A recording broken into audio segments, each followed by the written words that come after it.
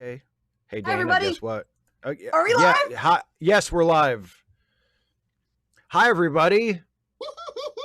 Dana's been so excited to see you all, or for you all to see her. I guess Well, not really see you all, but wave and say hi you just you just like waving. and saying hi. Hi. Hi. I just like to wave to people. What is that so wrong? It's like this is just the fulfillment of my Wednesday. Oh, I'm Hooray! so glad. Me too. I just really enjoyed it. It's It's like, a yay! Get to yeah. watch some It's a silly highlight of murder my week. mystery with it, the silly but not ridiculous, just happy fun. Yeah. Always, Liz. I really so Steve. I mean, we've run lines for Yes. Sarah For Plain and Tall a Sarah. few Yeah. times, and one of my favorite bits is getting to really ramp up the mischief when Sarah tells the little girl who's starting to warm up to her that it's okay to feel sort of uncertain about things and kind of confused by your feelings. And you know what I do when I feel that way? I go for a long, cool swim in the sea. And they're in Kansas now, and she says, "We don't have any sea here." And Sarah goes, "There's a cow pond." It's like, I am going to get you to do all the things that your dad doesn't want you to. I'm going to get you in so much trouble. There's going to be so much tension in your house, and it's going to be all my fault. We're going to go swimming in our underwear, and then we're going to go to town and buy some overalls. Yeah. And then Dad's like, I don't like this anymore. This is now your she dad likes will you and fucking hate this so much. Come on, kid. Rebellion. It's like the beginning of my power coming to fruition. And we're gonna sing songs together. And in 10 years, we'll be voting. Right? Because it's so, 1910, like right? It's in 1910, yeah. Something like that, yeah. I'm sure Jacob loved that. Maybe that's in one of the sequels to the movie we watched. Maybe in one of the because I don't remember. I don't think I only ever watched the first Sarah Plain and Tall movie. Yeah. But they made two more with the same cast, and I'm wondering if like they jump far enough ahead that eventually they get to like the passage of the 19th Amendment and suffrage. And Jacob's like, I don't want my wife to vote because it's Christopher Walken.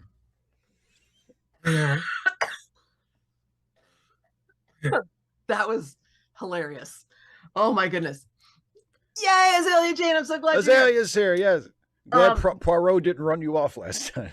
There's one part where Jacob, that they're all talking about the things that they've learned from Sarah, because that the little girl has, when they go in the cow pond, Sarah teaches her how to swim by going in the cow pond. And so anyway, and he says, I just want to talk about the things that Sarah's taught me. She's taught me patience. He starts with patience, and I go, just sort of, really? Yep. Really? Have I taught you patience? Because you got more to learn on that one. And I think a later one is not to be quite so stubborn. I'm like, okay, I'll grant you that. You still got a ways to go on that one too, but let's temper our victories here. Reminds me of one of the clunkiest lines that I can easily remember from Star Trek, from any Star Trek show. I mean, I'm sure there are clunkier lines than this that are in the various shows, but this is the one that always comes to mind because it's from the first episode of Star Trek Enterprise, and it's sort of positioned as like an important moment, right? Because it's an interaction between Captain Archer and T'Pol, who will eventually be his first officer on the ship, and there's like tension between them at first. And because she's a Vulcan, and she's calm and cool and logical, and he's like Mr. Human, right? And there's like some kind of like intense interaction, or there's like an argument between the humans in the room and the Vulcans in the room, and T'Pol observes that Archer is acting volatile, and this is the clunky line. Archer says, "Volatile. You have no idea how much I'm restraining myself from knocking you on your ass. And I'm like, God damn, what a fucking line. Wow. It's such a bad line. I mean, Scott Bakula does his best with it. Like, he does his best to sell it, but it's like, what a terrible line. That's just awful. That's pretty, yeah. You have no idea how much I'm restraining myself from knocking you on your ass. That's a line they wrote for an actor to say in a television show. Yeah, that's how much I'm restraining myself from knocking you on your ass. It's just weirdly constructed too, in addition to being like seriously over the top. It's like Frankensteined together. Oh, Azalea, yeah, that's also, I mean, if you want to talk about terrible dialogue, the Star Wars prequels are where it's at. They're just like, I mean, they're an endlessly fertile garden of terrible dialogue. But yeah, that line from Anakin is just awful. From my perspective, the Jedi are evil. Like, Jesus, who wrote this? Did like a 3-year-old write this? Now that's pod racing. Exactly. Now I will say I do like the line. So this is how this is how democracy dies. This is how democracy died. Yeah. With thunderous applause. That one I like. And that's saying something, given that I hated the first one so much that I haven't seen the movie that line is in. Well, you know, I dipped out after the second one, and so I didn't see episode 3. No, I have, but only because we reviewed it on Late Seating. So Jason made you. I never watched it up until we reviewed it for Late Seating, and then I watched it, and I said, "Oh, I'm fine that I missed this for the last 20 years." This, a lot of people say episode. Well, it's like a lot of people say, "Oh, but episode 3 is the good one." I mean, maybe compared to episode 1 and 2, but it's not a good movie by any stretch of the imagination. But I'm good. No, that's just no, thank you. Yeah, my headcanon is good. That just didn't happen. That didn't happen. And Padme Amidala is out there secretly behind the rebellion, zipped, clandestinely running the rebellion. 255 AD says, I finished Andor. Do you think they could make an Andor-like Star Trek show about the Bajoran resistance during the Cardassian occupation? I mean, they could. They're never going to. They're never going to go back. I can say this with a great deal of confidence. They're never going to make a Star Trek series set during the Bajoran resistance. That's never going to happen. Now, okay, why? Well, first of all, because I don't think corporate would allow them to do that, because the Bajoran resistance is such an obvious metaphor, not only for the Holocaust, but also for, Palestine and Israel. And they're just not going to touch that with a 10-foot pole, 100-foot pole. Yeah. Like they're just never going to let them do that. Okay. And that's assuming that you could even trust the writers to get it right. And to and also assuming that it would be a good show. Like, it might be a great idea for a show, but would it actually be a good show? I mean, Andor is a great idea for a show, and a lot of people think it's a good show, but I'm not really one of those people. I mean, it's but no, sure, they could. Yeah, they could.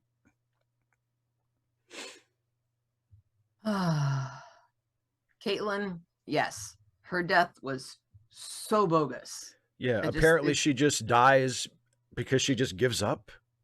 Yeah, of a broken heart, despite the fact that she is literally giving birth to her children. She swooned to death. Yeah, the idea that having, and it's just weird that having children doesn't count as far as reasons to live. I'm just like, what? Which is such a weird reversal of like another terrible trope, which is that, well, once you're a mother, your children are your only reason to live. Like that's the extreme in the other direction. Yeah, well, I mean, it's not quite. That's not usually the trope. It's that the husband or the father of the kids is killed, and it's like, well, it's okay because she's got the kids now. She doesn't need him. She's got someone to remember him by. Yeah, like it's got a name and everything. It's like that's like the ending of Turner and Hooch. where they tried to make you not feel bad about Hooch dying by saying, but look, there's a puppy. Okay. They did the same thing with Old Yeller. That's, yeah. Like, am I supposed to forget that he just fucking blew his dog's head off? Well, here's a new dog. The kid did. Okay. The little brother is just seems fine with it, which I thought well, the little brother, hilarious. The little brother is like, he's ready to move on. He's like, okay, let's just forget all about this. But I mean, he was the one who wanted to have Old Yeller around in the first place. And then he was like, I didn't sign up for this. But then he's like, new dog is better. This one's cuter. Yeah. Oh, gravy. Yeah. Just, I mean, and it would have been so easy to, like, I mean, it would be, it still would have sucked to kill her off. Yeah. Just because. Well, because she was killed off because, well, we got to get rid of this character. You know, I mean, because I guess George was thinking it has to match. We have to have everything set up. We have to know why she wasn't there. Well, maybe because it wasn't her story, George. Well, and like maybe, I don't know. I mean, this isn't much better because again, it's still like disposing of the only really important female character in that entire trilogy. And like, no matter how you do that, you're going to run into issues. But maybe have Anakin like actually kill her. I mean, again, that's problematic in its own way, but like, I mean, why not just have Anakin kill her? If he's turned into I mean, Christ, he's already committed 2 genocides. He's committed 2 genocides by this point. But yeah, what, crossing the moral event horizon if he kills his wife? Like, well, we can't forgive that. We'll forgive the double genocide. You know? Yeah, but that's different.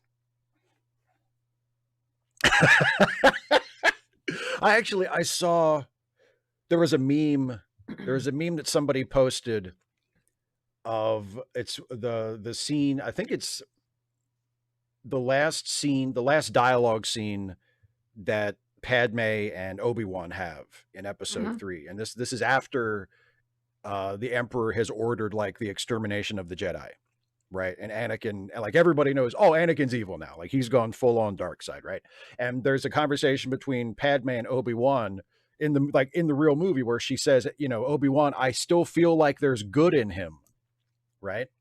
And in the meme, she says that line. And then Obi-Wan's response is, this was his second genocide. Like, how many more mulligans are we going to give this kid? Well, I mean, he's such a promising young man, though. I mean, do we really want exactly? Do we want to ruin this young man's life? Let's give him a seat on the council, right? Yeah, you know, just because he made a mistake like anyone would make and wiped out 2 entire groups of people. Yeah. And then so I love Mr. I Love the Ants, New Yeller. New Yeller, yes, that's perfect. But I also want to, Kara, where the red fern grows. Okay, so I have strong thoughts about where the red fern grows because people talk about how traumatic it is, right? Right. Are you familiar with the story? Yes, we read it in school, and I agree. It was very traumatic when I read it at like age 12. Okay. Yeah. For me, the traumatic part is not the end. Do you remember the other scene? The other scene. Not the dogs. Has nothing to do with the dogs. What's the because all I'm remembering is dog stuff. I'm just remembering really terrible, violent, upsetting dog stuff. But really terrible, violent, upsetting. You don't remember the axe? Tell me about the axe. I don't remember the axe. Oh my God. Like I don't remember. I read the book once when I was 12. I don't have a perfect recall of it. What's the axe? All right. So y'all, if you are triggered by descriptions of violence, like just mute this and I'll give you a thumbs up when it's okay. Because I mean, this scene lives rent free in my head. I don't even know. Maybe my brain came up with it. I'm just that twisted. But describe the violence. Like there's another kid who's bullying, I think, the main character, right? Okay. And got a bad home life and, you know, kind of taking it out on the main character. And whatever, somehow I feel like he trips and he falls on an axe, like Okay. right in the middle, and it's in Like in the chest. Yeah. Yeah, a little bit lower chest / gut. Okay. And um he stands up and he pulls it out of himself, and then he like tries to talk, but all that happens is blood bubbles out of his mouth and the bubbles pop and then he collapses. Nice. That's the one I was just like, oh. Well, you know, he shouldn't have been he shouldn't have been bullying the main characters. He had it coming. That's what you get, motherfucker. You know, it sounds similar to what happened to Johnny Cash's brother, like in real life, except that was a power saw, not an axe, but same kind of thing. Like he fell on a saw as it was running, and it cut him in the middle of his chest, and he died. Yeah, but so I mean, I just this is how young I was. I didn't know you weren't supposed to take it out. But now, like thinking back on it, I'm like, no, take it out. I mean, you're dead, dude. You're already you're dead. probably screwed no matter what. You got a fucking axe in your chest. You're not going to make it through this. But yeah, don't take it out. It made me think. Is it blueberries? Or is that what, blueberries cure axe wounds to the chest? Get axed in the chest and you just eat some blueberries? No, it wasn't. Okay, so there's a poem that it's something about the harvest or something. Okay. And I got that confused. Robert Frost's poem about blueberries involves blueberries. It's not this, but there's one where there's a harvest and like a kid, one of the young workers, his arm gets caught or his leg gets caught in the thresher. And it says, oh God, I think it's his arm, not my arm. Don't let them take my arm. And like they're trying to stanch the bleeding, and like he bleeds out just like in a matter of seconds. Mm-hmm. And those are his last words. And they're like, we'll do what we can, but he's already gone. And it's just about the suddenness of that. And it's rough. But yeah. Well, sure. I mean, yeah, just yeah. No, Mr. Aladdin, there's some picking of blueberries in there. Yeah. Damn, what kind of blueberries are those? So yeah, Kara, I mean, honestly, I as a teacher, I would kind of like avoid that part too, but I don't know how you can, because then, the bully just doesn't show up anymore because he's dead. He moved away. He finally realized the error of his ways, and he was so embarrassed by his behavior toward the other children that he just left town. He went back to school. And since he was older, they weren't in the same class. He moved to another town. 255 AD said, I was talking to Council of Geeks about Disney remakes. I mentioned Bed Knobs and Broomsticks. Vera said that they wouldn't remake it now because Nazis are the villains. Do you think that's true, or do you think that's too bleak? No. I mean, Bed Knobs and Broomsticks defies description, let alone rebooting. Like, you just can't. Like, that was not specific, like historically or culturally, but just like the animation and the weird juxtaposition of it. And also, let's be real, that was like all the stuff that didn't get into Mary Poppins just got shoved in there. There's so much recycled animation. Yeah. Like, it is very much a product not only of its cultural time, but of just like using the scraps of other Disney movies. Literally, that's what it is. Yeah, but as far as the Nazis thing, I mean, that's not a problem. Americans still love Americans still love historical Nazis as the villains, like completely unironically. And so many people just are fine with it. They don't see the parallels. They don't make the connection. Yeah, you might be right. Nope. Yeah, David C. Drake agrees with you. Yeah, but it's historical Nazis. When we actually start drawing the parallels in the story and making it clear that we're talking about, current events paralleling historical events, then it's not okay. Then it's woke. Right. Modern people doing the same kinds of things Nazis did is okay. But when the Nazis did it, it was bad. But pointing out that modern people are doing the same kinds of things that the Nazis did. That's not okay. That's woke. That's, yeah, you're not allowed Nope. to do that. You're trampling on their freedoms. I just don't get why anybody thinks that woke is bad. I cannot fathom how they see that as an insult. It's the power. It's what we get for allowing right wingers to control the narrative.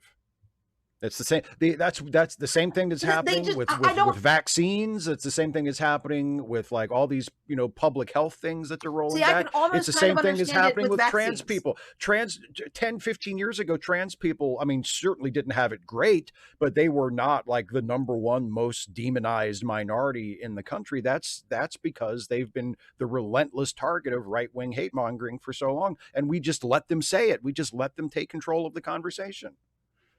Yeah, I mean, how are you supposed to stop people from saying something? I mean, sure, we can, after they say it, we can call them out and things like that. But like, I mean, you stop inviting them on TV, you ban them from social media platforms, you silence them, you take away their bullhorns, you take away their microphones. I mean, other people can do that, but I can't do any of that. Well, no, but yeah. we as a society, we became so comfortable and so arrogant about, you know, oh, let them speak. Sunlight is the best disinfectant. No, motherfucker. Sometimes it's not. Sometimes if a Nazi wants to take over your platform, you need to silence that Nazi. See, with vaccines, I can kind of get it because they do make you feel bad, you know, and it's a shot and that's not fun. And I can but like literally with the word woke, the opposite is like being asleep. And that's, right. I mean, now on the other hand. But that's not the narrative. But that's not the narrative. On the other hand, I do rather like being asleep. So there is. Oh, that. So do I. So do I. And Azalea, yes. And you stop voting for them. Yes. Yes. Also extremely important. And you vote and you vote for the people running against them. Yes. Jinx. Yes. That's yes. But Philip Kehoe's point, Disney couldn't get P.L. Travers to okay a second Mary Poppins movie, so they did Ben Obson's Brooms. It seriously is. It's Mary Poppins Part 2 with the serial numbers filed off. It totally is. And I love it for that. I really do. I mean, they put in they've got Mr. Banks instead of Bert. They put in the romance there, and they've got Brainy, help her, Angela Lansbury. Thank you. My brain was just not cooperating. They got Angela Lansbury, who is just absolutely a delight. With all the Murder, She Wrote you've been watching lately, and you hung up on Angela Lansbury. Exactly. That's what I was like. I'm like, why? My brain is just like, screw you. Well, and Azalea, that's a good point too. Stop voting for shitty compromise Democrats, which is why everybody should be voting in the primaries as well as in the general, so that when it gets to the general election, you don't have to hold your nose and vote for the shitty compromising Democrat. When we get progressive candidates in the primaries to like, especially either way, whether you're in that area or not, to get your like elected officials who are Democrats to support the progressive officials, the progressive candidates who won in the primaries. Yes. Like, I mean, we was it this, I guess it was weekend before last that Mom Dami had the scavenger hunt. Scavenger hunt. Oh my gosh. So cool. Which was brilliant. Which was so brilliant. And the video the video, I think the video you showed me, isn't it? Where the week after, the sort of wrap up video. It's just, that whole thing was genius. And that's exactly the sort of thing that Democrats all over the country should be doing. And then like, you know, running on things like affordable housing and affordable groceries, which Trump ran on. Like, who doesn't want affordable groceries? Jeez Louise. Yeah. And I mean that public transportation was central to that whole, scavenger hunt like concept. Pulling it in. And that's so awesome. and that's his main issue, saying I want to make public transportation free, and we can do it, and I have a plan to do it, and use public transportation as it is now to see how convenient it is to do this scavenger hunt, and then think if we win this election, it'll be even better. Yep. Like it'll be even more accessible. Mr. I Love the Ants said, I didn't understand how Trump won the Latino vote. Like he ranted and raved about deporting 4% of the population as if that was going to be good for business somehow. Proximity to whiteness, my dude. Proximity to whiteness. And I mean, the same fallacy that a lot of white people also have fallen for, which is, well, he's not talking about me. Yeah, it's those other When he, guys, the bad when he ones. says, if you're like a Latino person and you hear Trump saying, I'm going to deport everybody, you're thinking, well, he doesn't mean me. I Yeah. pay my taxes. I have a job. I'm one of the good I'm ones. one of the good ones. Yeah. I mean, it's That's the what same thing that yeah. white women voted for Trump. I mean, like there, it's the same phenomenon as there are Black Americans who will, with complete sincerity, tell their fellow Black folks, well, if you didn't start trouble with the police, there wouldn't be any trouble. If you just followed the law and did what you were told, they wouldn't have any reason to mistreat you. Like I have heard like right-wing Black people say that as if, well, all you have to do is just behave yourself around the cops and they'll never do anything wrong to you. Like that's the level of Can't help wondering if they say the same thing in private, or if it's just like, because I mean, I'm guessing you're hearing this like, they're talking points. Yeah. And I'm just like, well, I'm sure people hear it like at family dinners and stuff too. I mean, I'm sure there's, shitty Black uncles just the same as there's shitty white uncles, that I don't know, man. I just have their fucking heads up their asses about everything. Azalea Jane, leopards and faces. Yeah, exactly. Well, it's 6:25. Want to start the show? Shall we? Yeah. Okay. So we're watching the second half of Dumb Witness, which you may recall has a dog. So we are going. And this dog has not been shot. No, he's not. He hasn't been Old Yeller. In fact, I'm still kind of hoping that the dog is the killer. Whenever there's an animal, just like with the mouse a few episodes ago, whenever there's an animal, I mean, I hope this animal is killing people. But anyway, so we're going to pick up the episode. We watched the first half last week. We're going to pick it up at 54 minutes and 17 seconds. So if you have your copy of Poirot Dumb Witness at hand, go ahead and seek forward to 54:17, and that is the point at which we will be resuming the festivities. You should be seeing a shot of like a lake, sort of a lake at dusk is the shot that we're picking up on. And this is right, we're about to have a seance, because remember there's the two wacky sisters who are psychics and are, complete frauds like all psychics, and they should be in prison. But Poirot's not investigating them. He's investigating a murder. So unless one of them did the killing, they have nothing to fear from Poirot. I'm still hoping it was the dog. But anyway, you want to tell everybody how this works? Been waiting. God damn. Look, you just went on a 2-minute rant, okay? It wasn't 2 minutes. Go ahead. It was. I said it's 6:25. And you're like, yes. And now it's 6:27. I'm just saying. That's what the clock says. So well, it's not getting any sooner. So you gave people your little what's a nice way to say diatribe? Helpful recap of the events of the episode. Sure.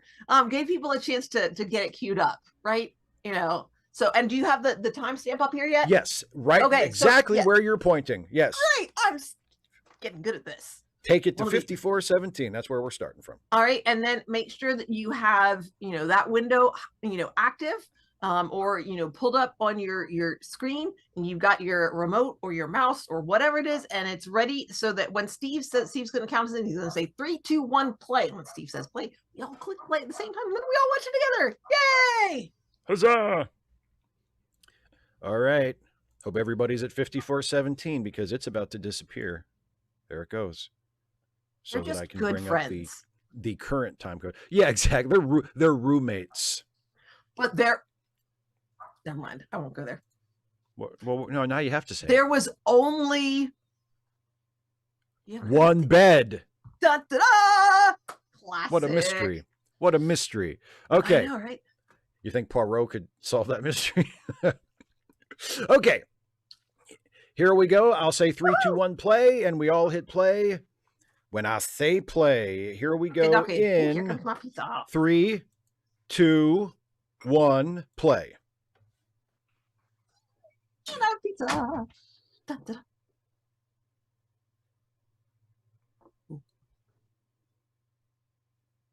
Wow, it is very bright for a seance.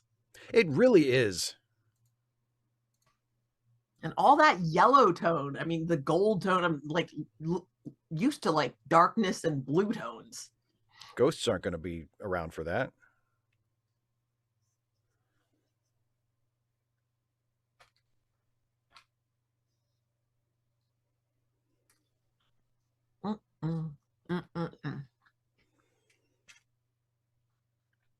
Bob's paying attention.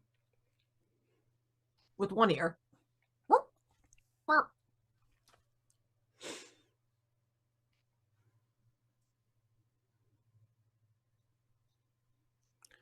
Dun, And dun, to you dun. too, a big hairy spider. It is called murder, Details, madam. details. Apparently, murder is funny. I think it's hilarious in all cases.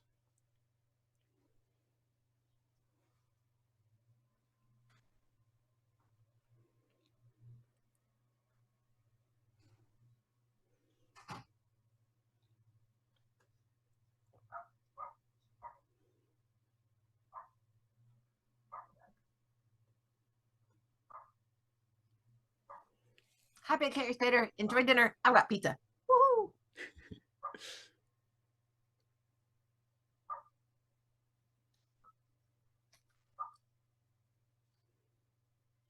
This is just an excuse for these old ladies to talk shit about their family, I think. It wasn't me, it was the spirit that inhabited me. Pretext, pretext, pretext.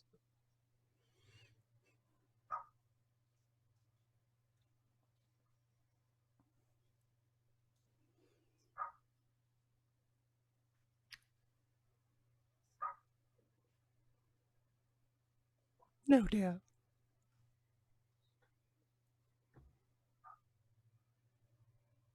Caitlin, yeah, she's doing her own Poirot denouement. We've come to the accusing parlor very early this time.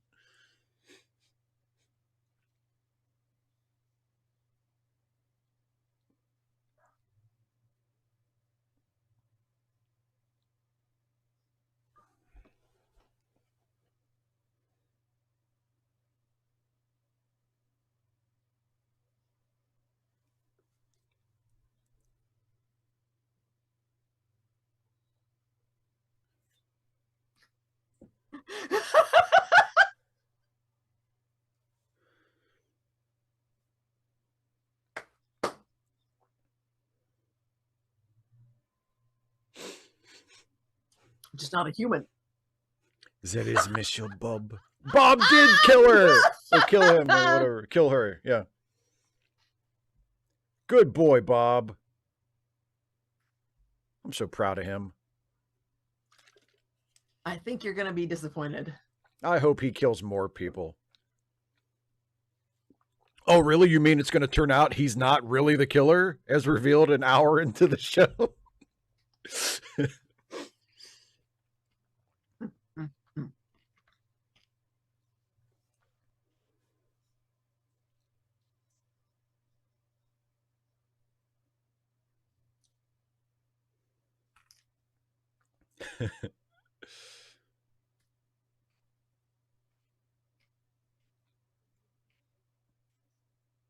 Fancy little Poirot with his sitting stick.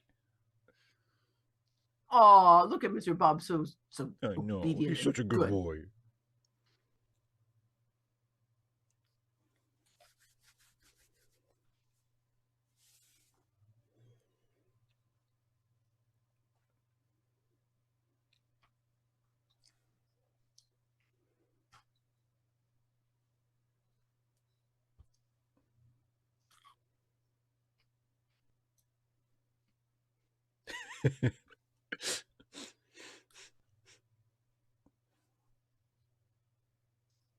We know, Bob. Bob, Bob, Bob. We know, Bob. Good time. Good boy, Bob. But I did do it, Poirot. I killed her. Why, Poirot, look over there. It's Julie Andrews turning around in a circle.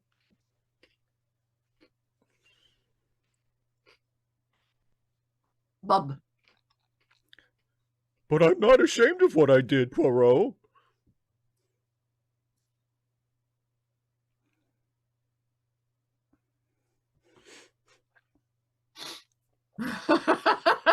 The one she's married to, you think?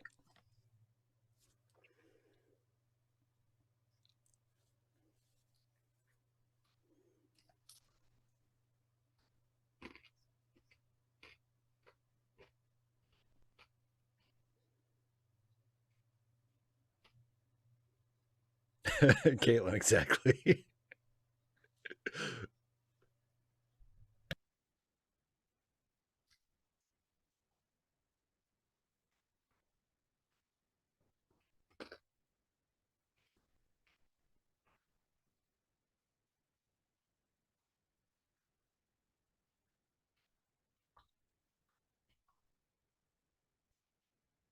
Yum, yum, yum, yum, yum.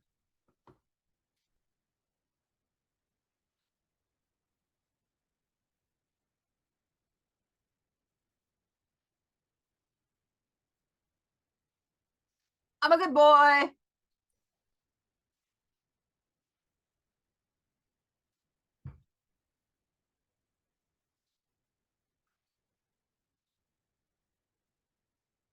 I put the ball in the basket.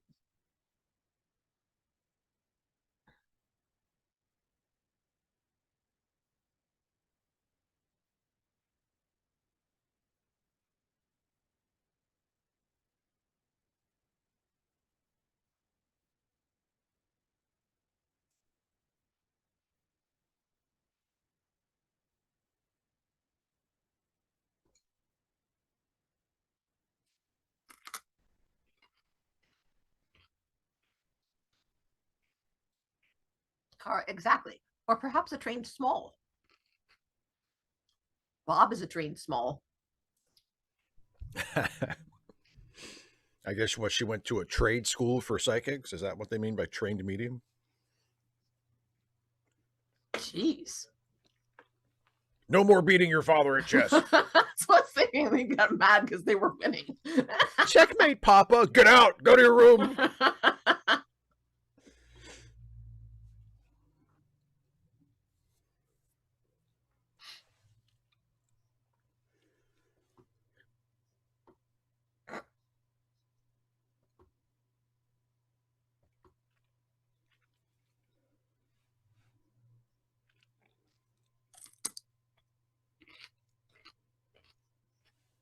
Well, ball consistency is very important, Caitlin.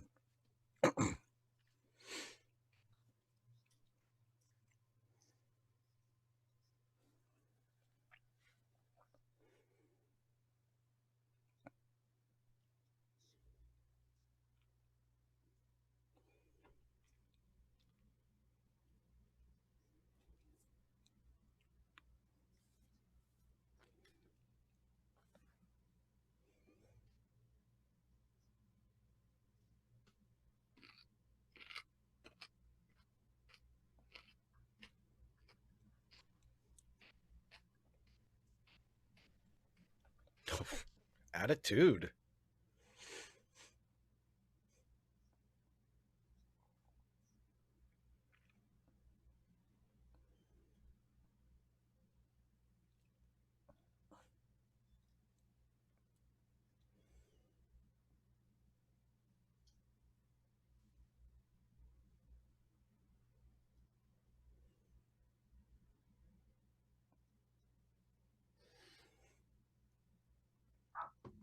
Okay.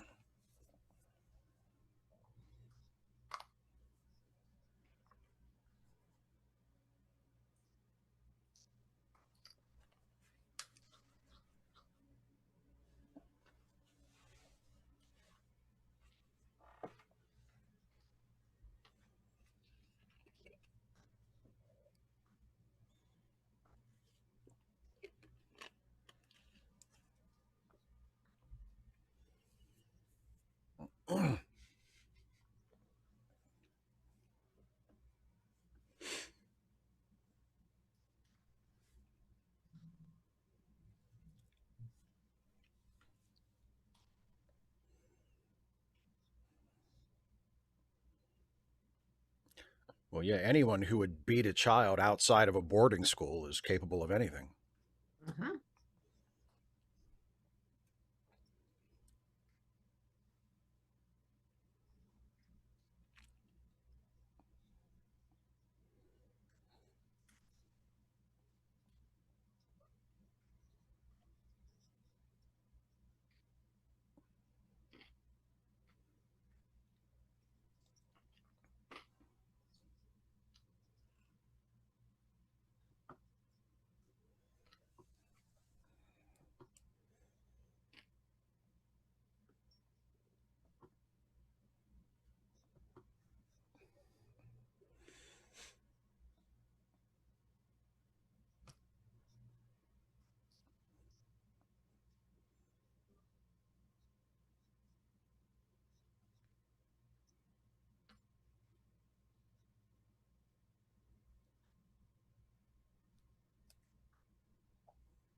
Well, I do try to be good at my job.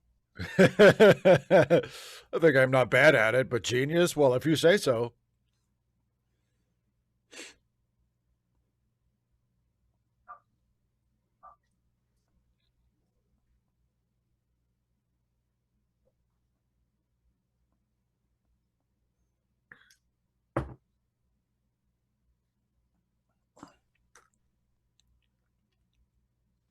They've tied their getaway boat.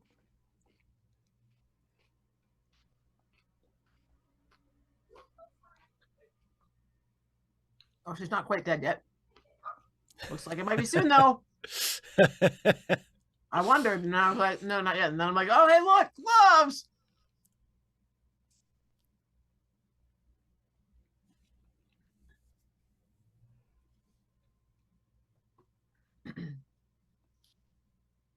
Yoink.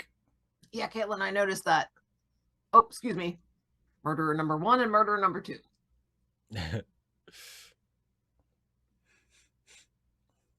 Be very, very quiet.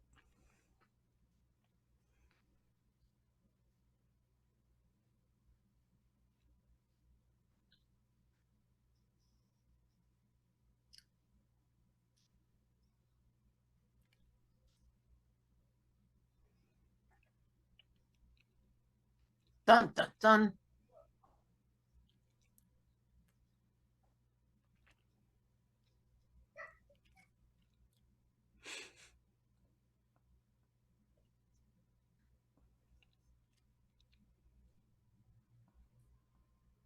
Quick, get the license on that boat.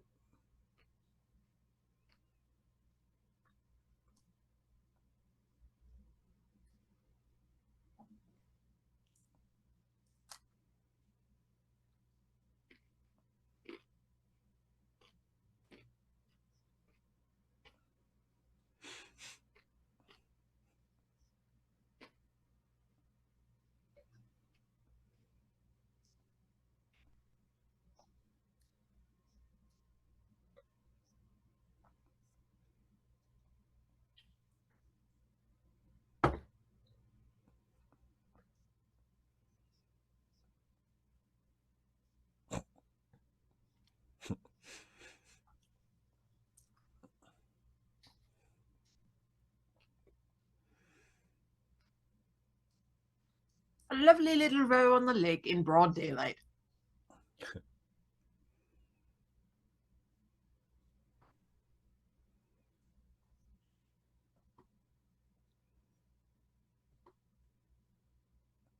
Let me at her.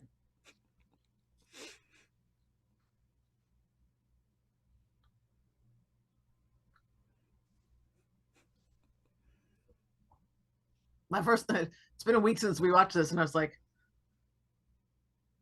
did they shake the drapes at him? Oh no! You thought Oh, it was the curtains. mm,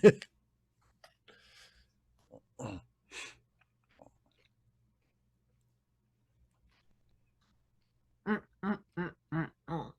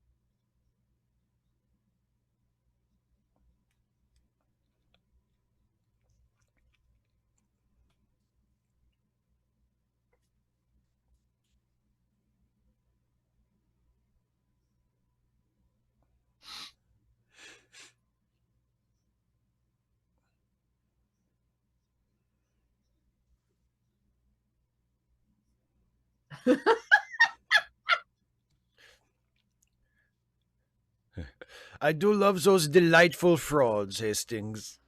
Excuse me.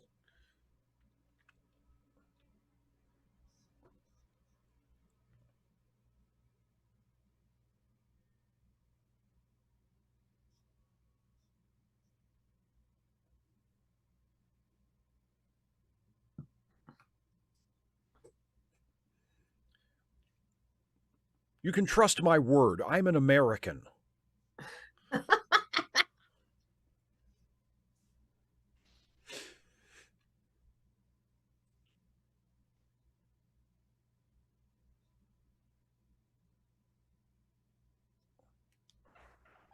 I don't trust you. Just keep your stupid mouth shut, Hastings.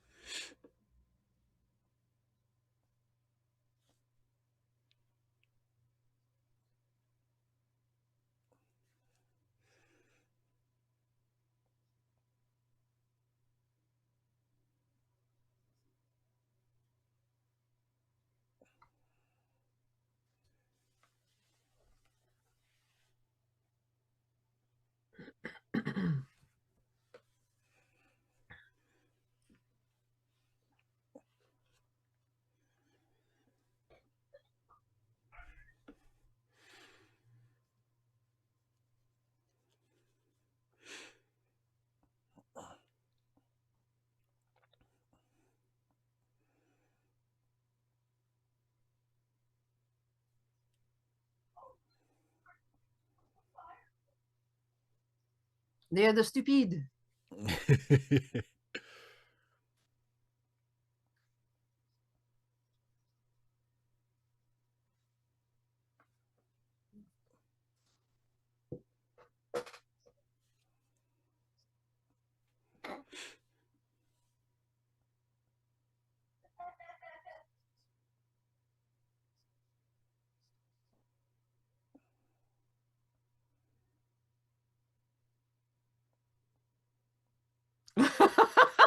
Well, that explains it. That explains it, in that it's not funny.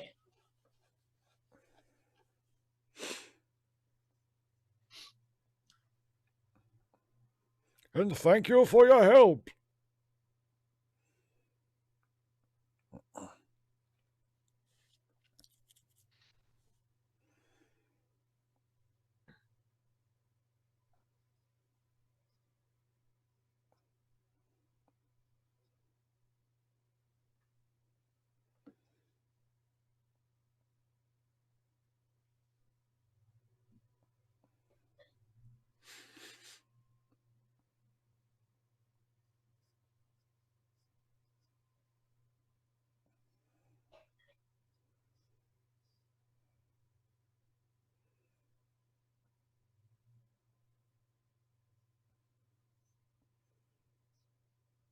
Oh, green is the color of ectoplasm, my dear.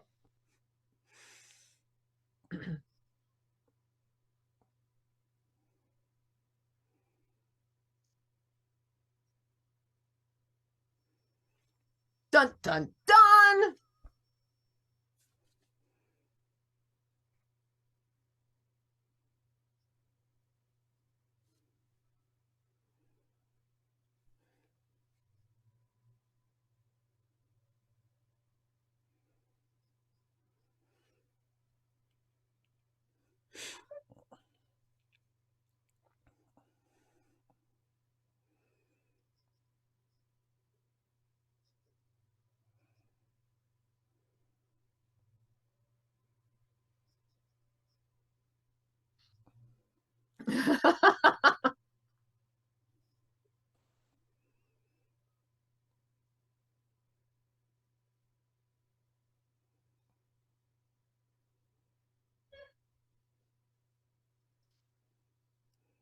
Except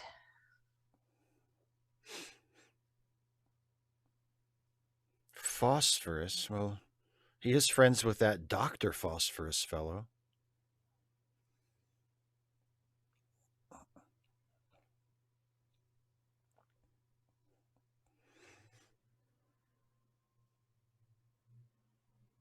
Mr. I love the ads, yeah. You know, matches and fertilizer. Common foods I feed to the children.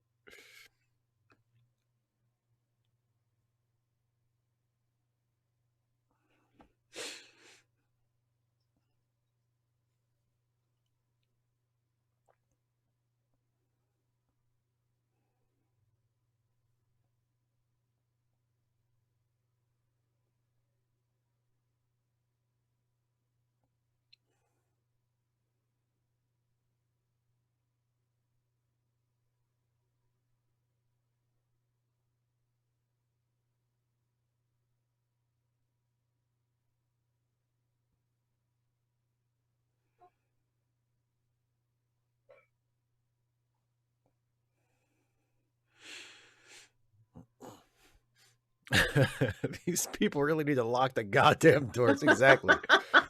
You want to get murdered? Because that's how you get murdered.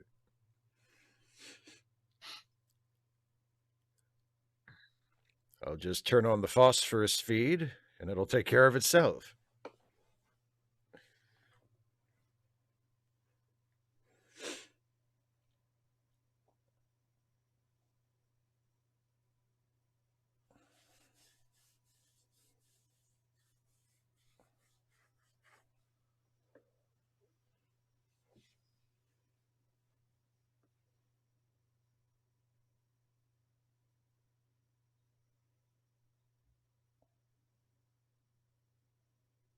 Wow, it's so easy to kill people. Oh, there he is. Oh, he's rallying. He's going to be okay.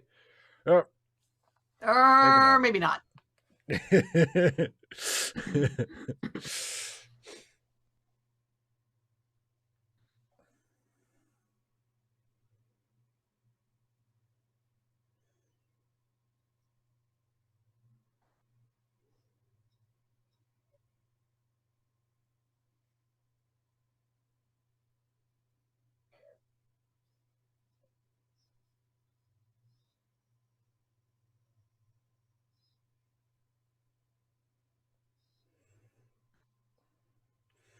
Oh, no, he died looking like Ed Begley Jr.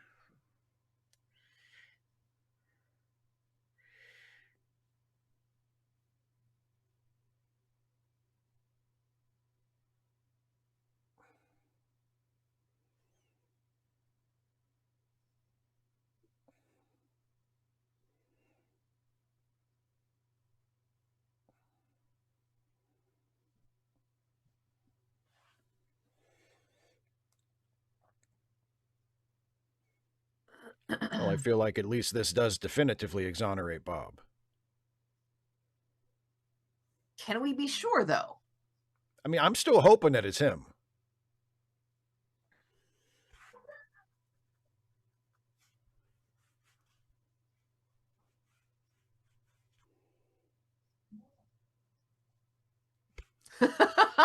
Yeah, in another part of the country, it would be fine.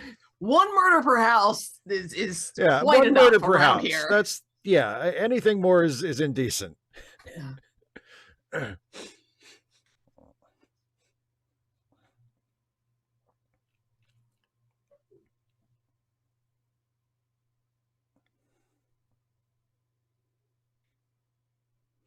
It's so sad.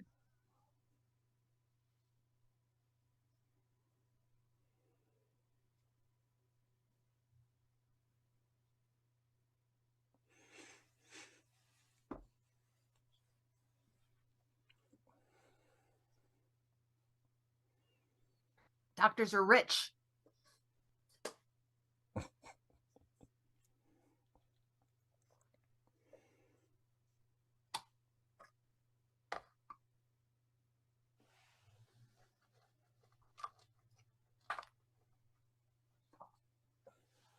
Kara, I hope that's it. I hope that's what happened.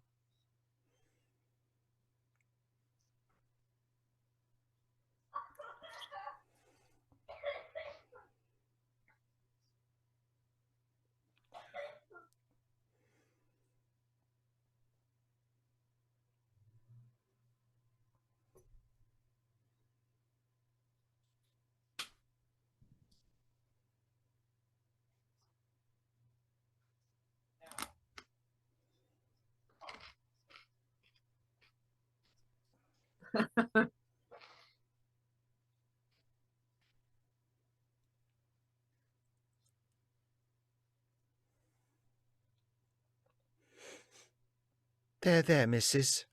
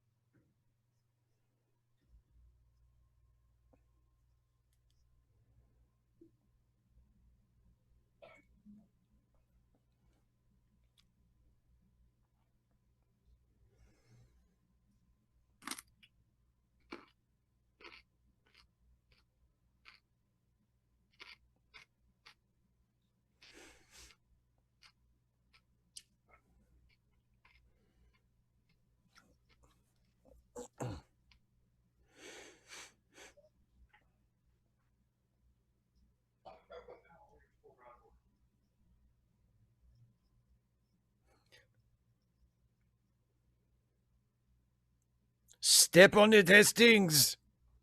Hastings, you get to drive fast.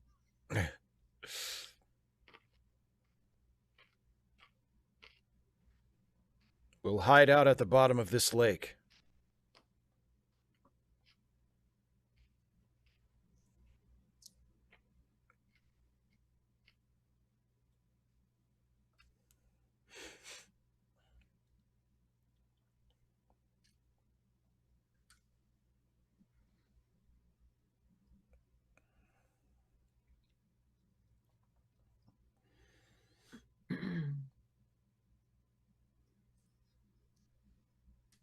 Oh, no.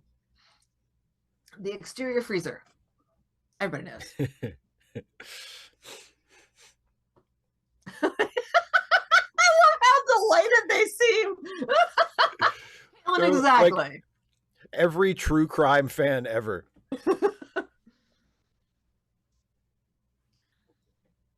I love how beige they are. Merci. Merci. Yet another. Jeez, Poirot. Oh, merci.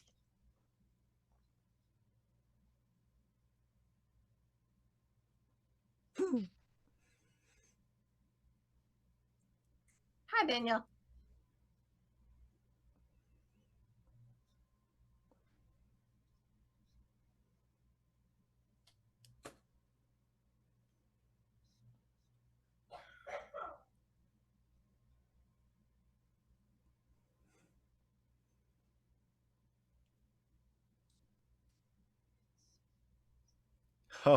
Oh, that's right. You're fucking crazy. I forgot for a second.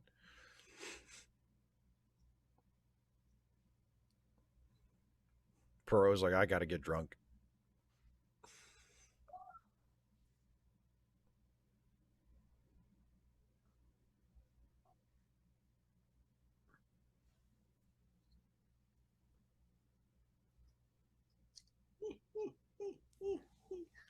They shared a dinghy.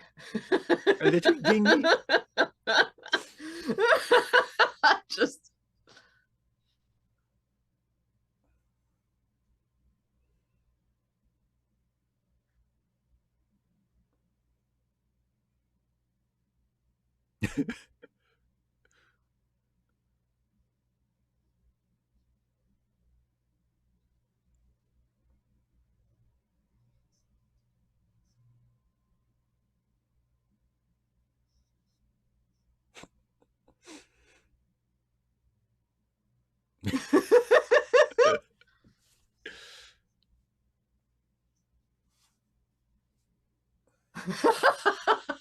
just like you would normal. He's like, oh man, what did I get myself into here?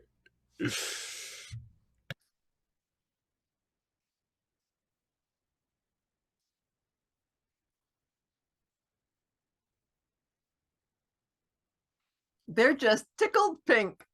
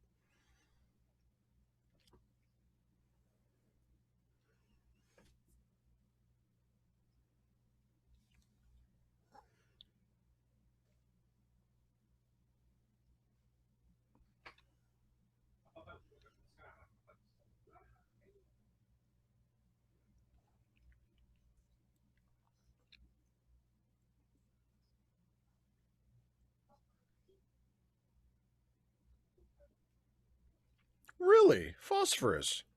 Hmm. How interesting. Imagine that.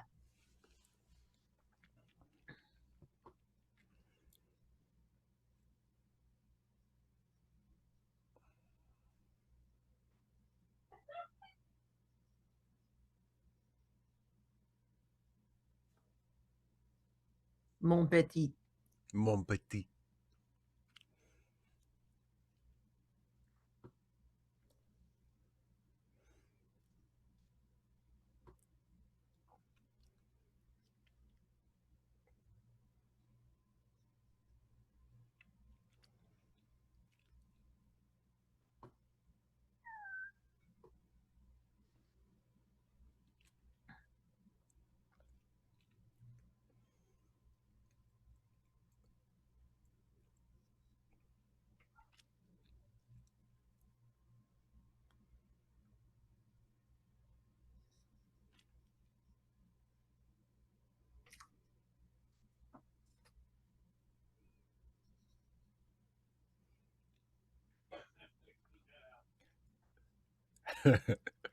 It was the boat. The boat killed her. Dun dun dun.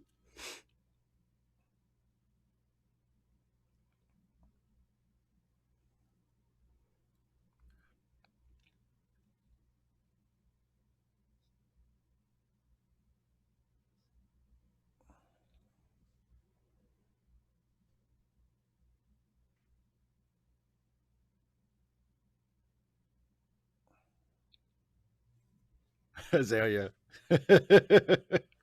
I'm on a boat. Get the fuck up. This boat is real.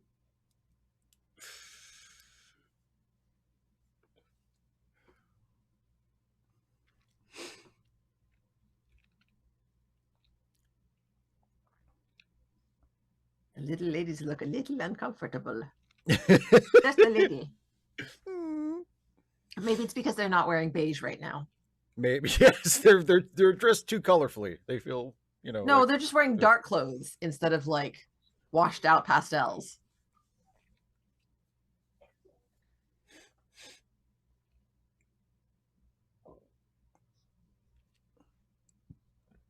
shut up, cop. I'm getting around to it.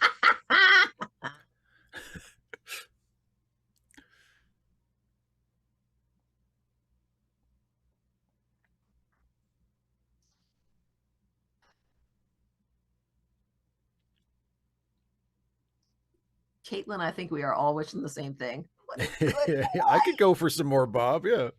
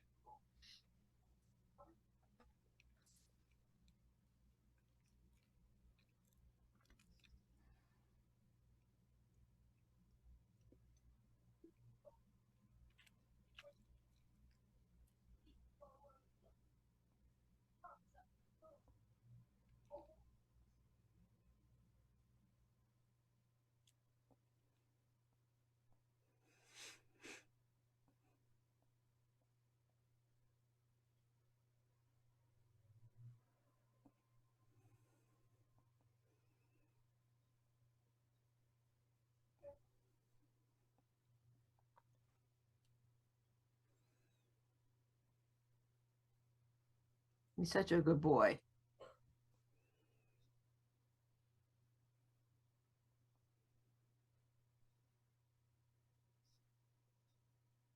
On purpose.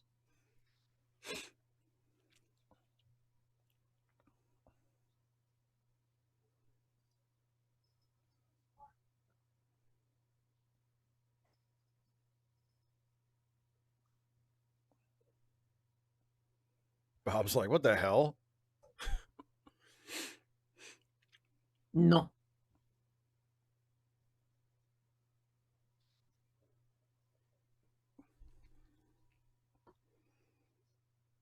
Dun dun dun.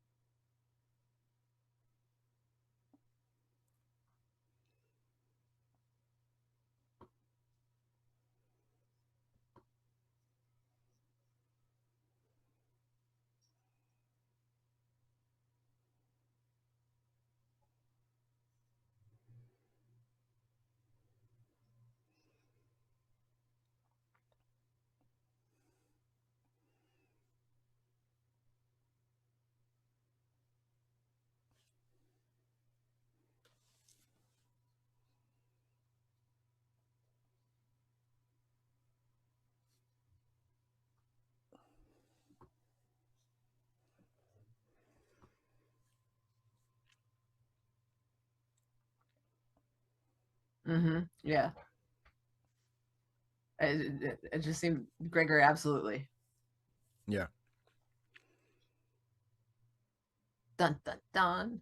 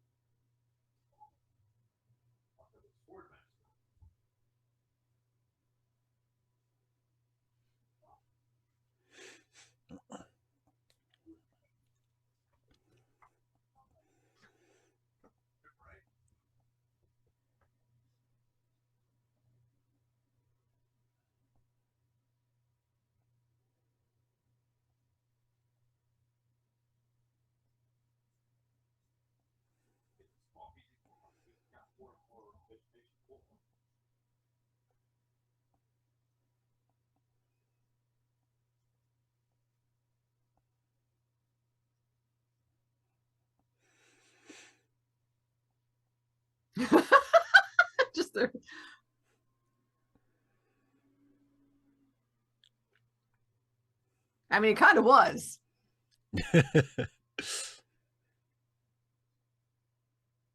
No, no, no.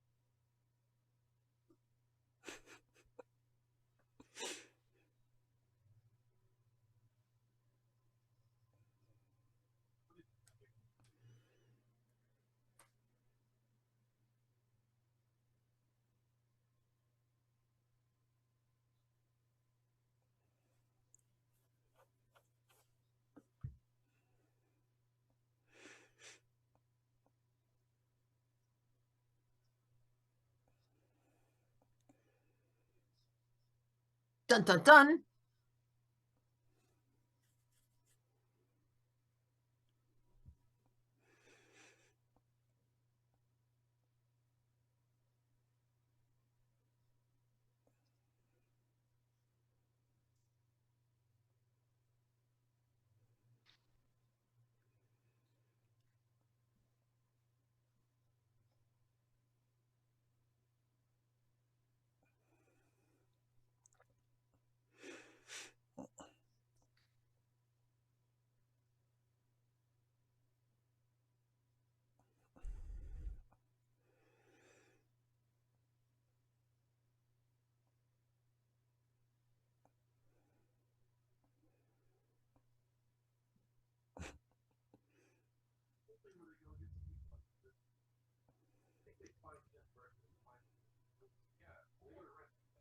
I feel like this worked better in the story.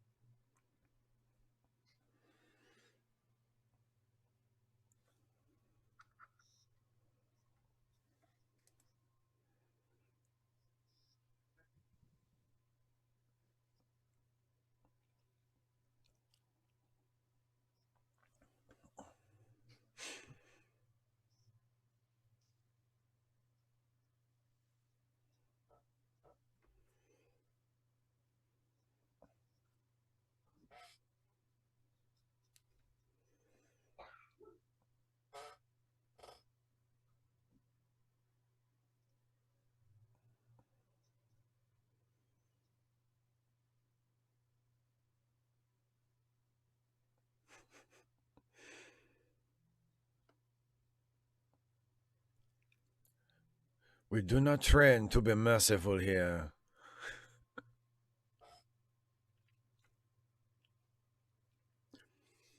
And we're missing something there. Hastings saying, there's something I still don't understand in front of everybody.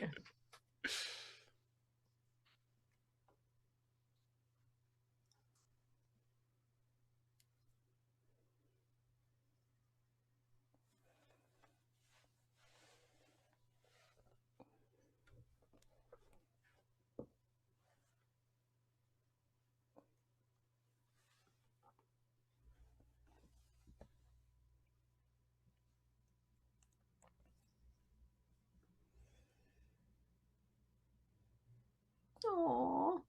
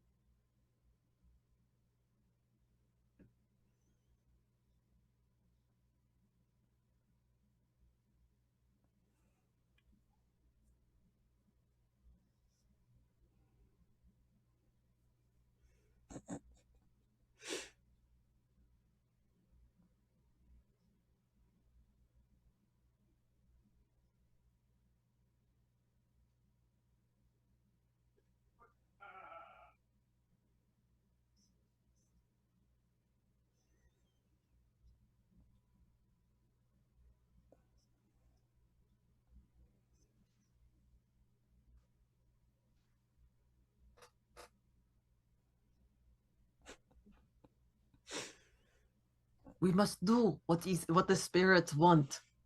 Yeah. Hi, John.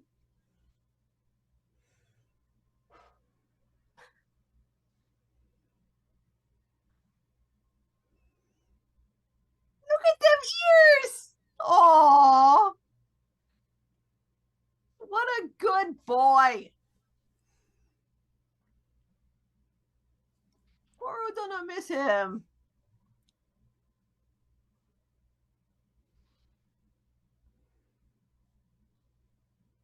Au revoir, Bob. Au revoir, Monsieur Bob. That's a good one. That was nice. And That's I a good like one. Bob. Oh, how could you not like Bob? Yes. Yep. Bob's a sweetie. Well, I'm glad you enjoyed that one. I did. Yeah, you can't. I mean, once you when you have a show like that one where it leans so heavily on the animal, like once you get the casting of the animal right, Yep. your job's like Everything else falls into place. Yeah, it's like as long as people like the dog, I think we're good. You know. Greg, Bob, save me! Don't leave me here with these weirdos. These crazy old women. Yeah, the one ear up, the one ear, it's really cute.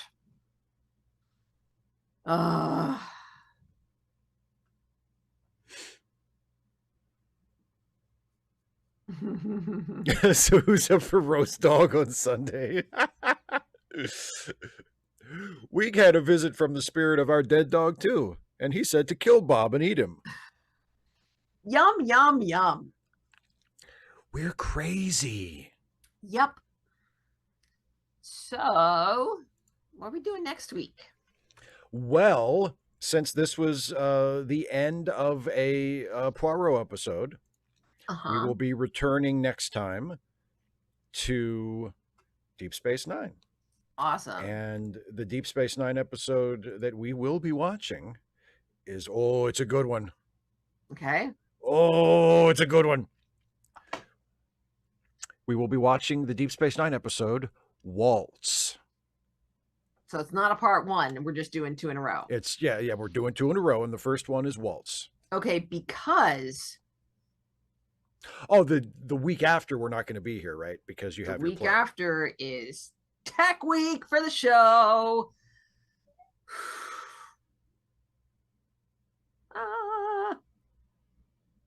I really feel pretty good. I feel like next week could be Tech Week and we could open like not day after tomorrow, but like a week from then. Yeah, I feel from like we what you've could. been telling me, like, because we talk, after you have your rehearsals and stuff, it seems like it's, from what you say, it's been going really well. So, The biggest thing is the costumes. Like I'm, with as much as I'm on stage, even if I don't have like a crazy amount of lines, just getting in and out of the costumes, especially for after we go swimming in the cow pond, getting back into costume, and especially getting like shoes and stockings back on, just like that. So we'll hopefully that won't be well, too bad. that's why you're That's rehearsing it. why we're rehearsing. That's why we've got, we've got another rehearsal tomorrow, and then Sunday, Monday, Tuesday, Thursday the next week, and then All week the week after. all week the week after. So we will be here we will have a show next week, and that will be Waltz. And Yep. then the week after that, we'll be off. And then we'll pick up the week after that with another Deep Space Nine. With our next Deep Space Nine, yeah. What will that be? So the Deep Space Nine we're watching after Waltz will be another good one, but in a completely different direction. It will be Who Mourns for Morn. Uh-oh. I think everybody. Finally, some peace and quiet around here. Fuck. All right. Well, it sounds like everybody else agrees the best one. That one. Waltz is a good one. Waltz is a good one. Yeah. Everybody likes it, it sounds like. Well, hopefully after next week, I will also like it. We'll find out. And yes, let's not forget next week, in addition to Wednesday here, we also have Askway on Friday. So not day after tomorrow, but right. Next week. A week from day after tomorrow. And then also don't forget to look, oh my goodness, down in the description for some organizations that could use some support, or, either whether through promoting what they do or sending them some financial help, and charitylinks.page, which has GoFundMe's and Ko-Fi's and such for associates and friends of ours who could use a little bit of financial support as well. And so if you have the wherewithal to do so and the wish to do so, helping people is good. And also don't forget that if you appreciate Steve's work on this channel and what he does to entertain you and make you think, I guess there's a little button someplace down here, or to lead you on with long-winded shaggy dog stories that end on really bad punchlines. If you like that kind of thing, which I do. Also the diatribes and the pointing out the flaws and foibles of our intrepid leaders. Indeed. The join button's down here, or you can go to patreon.com/Steve Shives and support him that way and help him do his work. Super important. Yeah. Real quick before we go, Caitlin asked of me, did you like or hate the most recent Strange New Worlds episode? Closer to hate. I wouldn't say I hated it. I understand like people who had a really, really strong negative reaction to it. And like, I definitely see why they did. I didn't react to it that strongly, but I found it very frustrating and very disappointing. Ooh. I was not a fan of it at all. Not a fan. Yeah. This whole season so far has been very, very underwhelming, very underwritten. Like episodes start out with promising concepts and then just go nowhere. They don't really have endings, or they have very underwhelming or what feel like very rushed endings, where it's like, oh, okay, anyway, time to wrap this up and we're done. Like, it's just, it has not been, it has not been a great season. So, yeah. I'm sorry. Well, there's worse things in the world than an underwhelming TV show. Like condolences are not necessary, but well, yeah. I like for you to enjoy your media. It's nice. Caitlin, I've seen other people speculate that might be something to do with it. I don't know. I mean, it does. Like, I will say this: the things about the most recent episode that a lot of people found offensive, I think are probably the result of it just being haphazardly written. I don't think there's any malicious intent there. I just think it's a lot of stuff that the implications of things were not thought through. And it does, I mean, again, I don't know, it does kind of feel like it was a first draft. You know, it does kind of feel like if they had had time to work the script a little bit more, that maybe some of these problems would not be as glaring. But I don't know. And I also don't know if that's letting them off the hook to say that, to say, well, you know, that was right after they rushed it into production, right after the strikes were settled and they didn't have time to, I mean, maybe that's the case. Maybe it's not. Either way, it's not a good episode.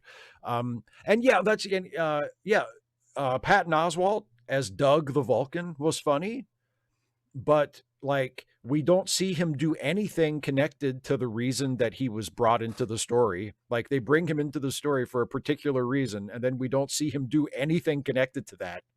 He just has like two scenes that are totally unrelated to the plot reason why he was brought in. And then they do that post-credit scene with him and Spock that is hilarious, but the problem is it's way funnier than anything in the actual episode.